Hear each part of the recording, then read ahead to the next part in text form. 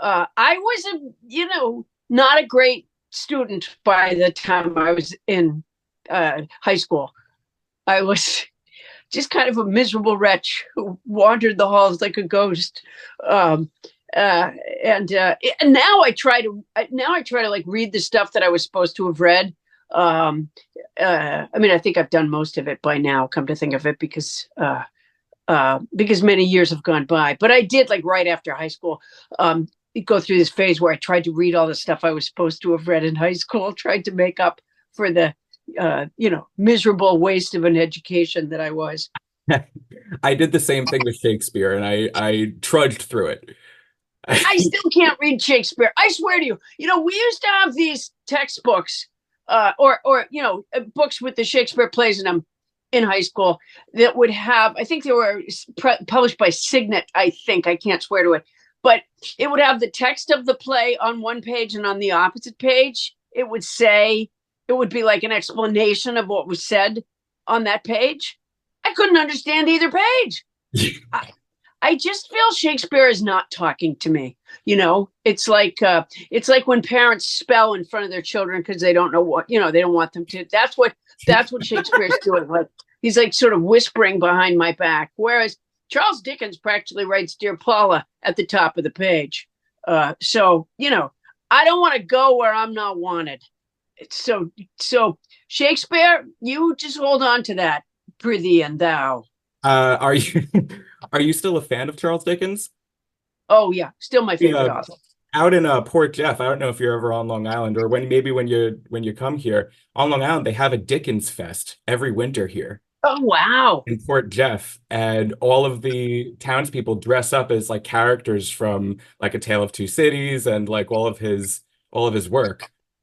Oh, that sounds like fun. I Yeah, love it's that. it's something different, something to celebrate, literature, and is very lost these days. So Well, has there ever been, you think about uh, uh, what's the matter with me? What's the Christmas story?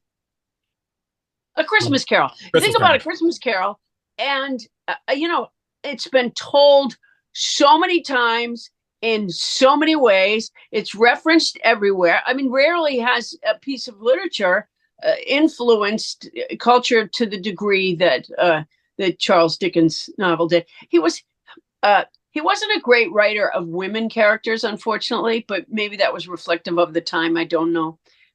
There was, well, except for, who is it? Miss Havisham, was that her name? Or yeah, Miss Havisham. Yeah, yeah. the the Let's take it back in the memory.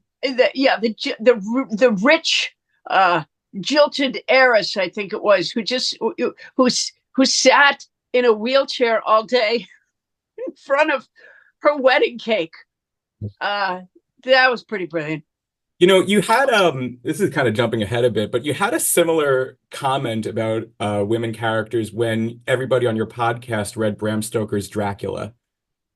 Oh yeah, we have a book club on Nobody Listens to Paula Poundstone. We don't do it every week. We'll do the book club through a whole book, and then we'll stop for a few weeks, and then we'll do it again. Do another book. And so the most recent book we read was Dracula, and yeah, they are a little